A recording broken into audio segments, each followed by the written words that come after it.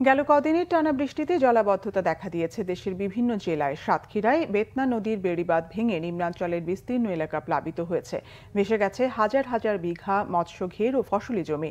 নিম্নচাপের প্রভাবে জোয়ারের পানি বৃদ্ধি পাওয়ায় সাতক্ষীরা সদর উপজেলার বেতনা নদীর প্রায় ৩০ ফুট বেড়িবাঁধ ভেঙে প্লাবিত হয়েছে লাবসা ইউনিয়নের বিনেপোতা, রাজনগর, শিবনগর, ১১ আনি ও তালা উপজেলার নগরঘাটা ইউনিয়নের নিমতলা, রথখোলা, কাপাসডাঙ্গা ও হরিণখোলার নিম্নাঞ্চল। ভেসে গেছে হাজার হাজার বিঘা মৎস্য ঘের ও ফসলি জমি, তলিয়ে গেছে আমনের ক্ষেত। চুয়াডাঙ্গায় আজও থেমে থেমে বৃষ্টি হচ্ছে, একই সঙ্গে বইছে দমকা বাতাস।